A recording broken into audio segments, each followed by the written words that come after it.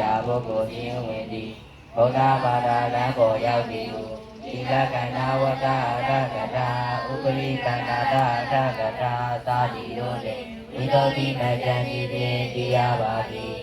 ပါတတိပဒံဝိပဿနာလောအာထုံး၍ဝိသုဒ္ဓိ၅စဉ်ဝါဉာဏ်ဖြင့်သိသိရာတိဒုမာတာဗုဒ္ဓဘာသာဖြစ်သည်ဟုဥပါဒကကုံ၏တန်ရုပ်ပါဠိတော်ဒါနာမတော်ဖြင့်ဗုဒ္ဓမိန့်တော်မူပါသည်ရာတရားတိကာတရားဇာကတရားဉာဏ်ဖြင့်သိသိဟူသောပညာတရားဒီတရားလေးပါးရာရှိတာဒုတိယနောက်ဘဝချမ်းသာသည်ဒီဘဝမှာတာတပိတပိသာတိတို့၏မေခေတိုင်းသောသိစေကောကလျာဏမိတ်္တာဖြစ်သည်ဟုဒီဘုဒ္ဓဒီကသာဓုသောဖြင့်ဗုဒ္ဓမိန့်တော်မူပါသည်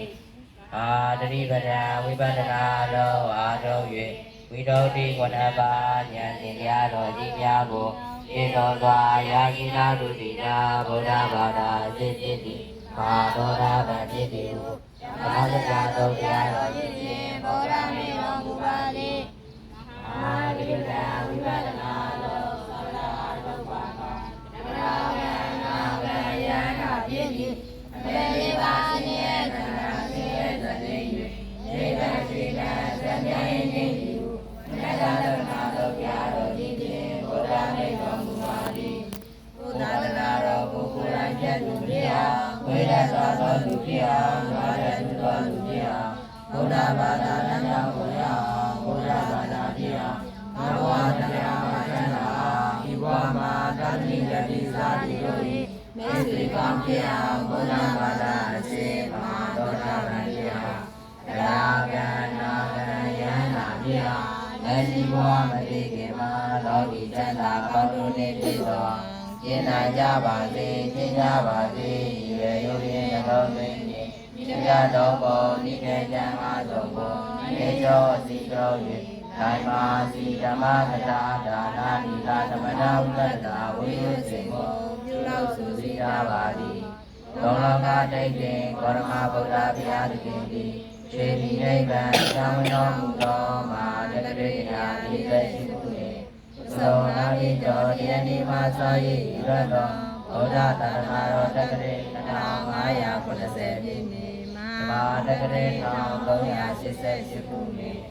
သောနာတိကျော်ရှိရပြည့်နေ့2026ခုနှစ်မေလ10ရက်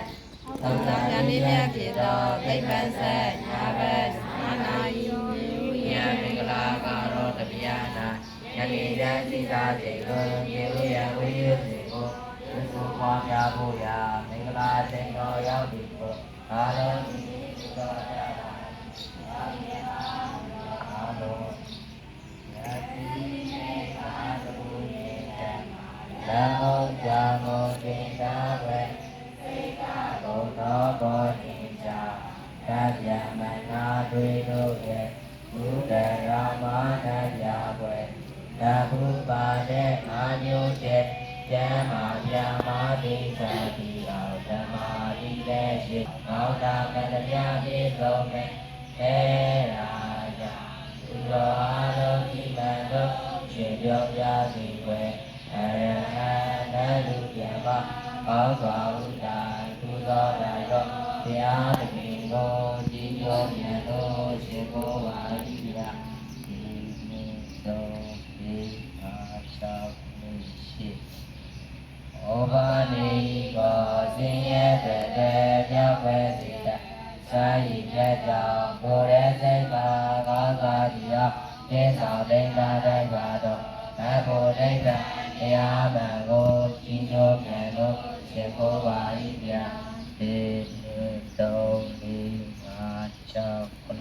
ရှိကိုသောပတိကံတော်ဒီလာဓမ္မာရိကေယဒိဋ္ဌာတော်ဖြင့်ခြေတည်းမြအားကောင်းစွာရှင်းတော်မူပါသည်ဉာဏ်မြတ်ကောင်းသံဃာတော်ကိုကြည်ညိုမြတ်လို့ရှင်ကိုပါ၏ဗျာဒီနေ့တော်ဒီပါချောင်းလေးရှိကိုတစ်စိတ်